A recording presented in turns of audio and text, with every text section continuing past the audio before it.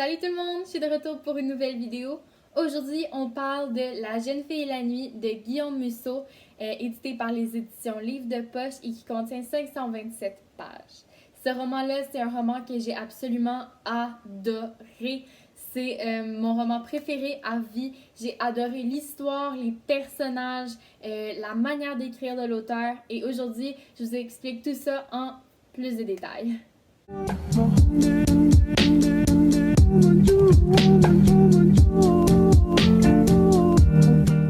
Petit résumé de l'histoire. Fanny, Maxime et Thomas étaient des grands amis au secondaire. Ils avaient une chose en commun et c'était Vinca. Vinca Rockwell qui a disparu un beau soir de décembre sans que personne ne la revoie jamais. Et il y a plusieurs hypothèses sur ce qui lui est arrivé, la plus commune étant que Vinca s'est sauvée avec Alexis, son professeur de philosophie, avec qui elle entretenait apparemment une relation. Donc, les gens ont établi ça comme histoire vraie, l'hypothèse véridique, et ils se disent que ça s'est vraiment passé, c'est vraiment comme ça que l'affaire Vinca Rockwell devrait être conclue. 25 ans plus tard, à une réunion d'anciens élèves, les trois amis qui étaient autrefois inséparables vont devoir se réunir grâce à une nouvelle un peu inquiétante. Le gymnase va être détruit pour construire une nouvelle salle, et ces trois gens savent que dans les murs du gymnase, il y a un corps emmuré. Le problème avec ce corps-là, c'est qu'ils sont tous reliés à cette histoire-là d'une manière ou d'une autre. Premièrement, j'ai beaucoup aimé que l'histoire se déroule sur la Côte d'Azur. Guillaume Musso a vécu son enfance sur la Côte d'Azur, justement. Donc, j'ai trouvé que ça permettait au roman de vraiment avoir des belles couleurs, d'être très bien décrit dans les lieux. Ça fait vraiment vivre le paysage devant nous, ce qui était formidable. Et c'est un des premiers livres qu'il a écrit où l'histoire se passe en France.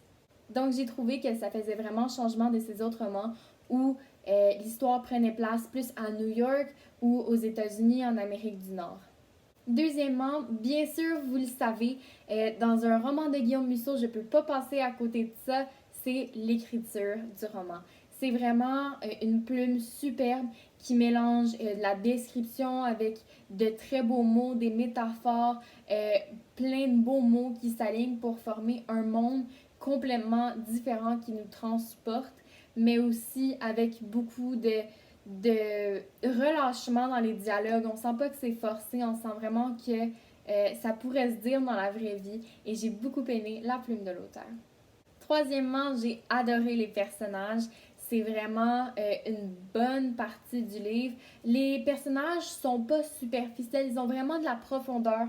On voit qu'ils ont une histoire, un passé, des choses qui sont pas nécessairement en lien avec l'histoire, qui vont pas contribuer au développement du roman, mais qui sont vraiment, ça fait ce qu'ils sont, des petits détails, des petites manies, des choses comme ça. Et on a vraiment l'impression que ces gens-là existent pour de vrai. Et pourtant, l'auteur précise bien à la fin du livre que ces personnages sont tout à fait inventés. Il n'y a personne de réel derrière ça. Donc moi, j'ai trouvé ça merveilleux qu'ils réussissent à donner vie à des personnes comme ça, que ça a l'air si réel.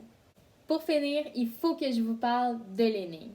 Les énigmes dans les Musso, c'est quelque chose d'extraordinaire que j'adore beaucoup parce qu'on ne sait jamais ce qui va se passer et ça se passe toujours d'une manière différente que ce qu'on aurait pu croire, et spécialement dans La jeune fille et la nuit. Là, vraiment, c'est des retournements de situation les uns après les autres. On n'a pas de répit.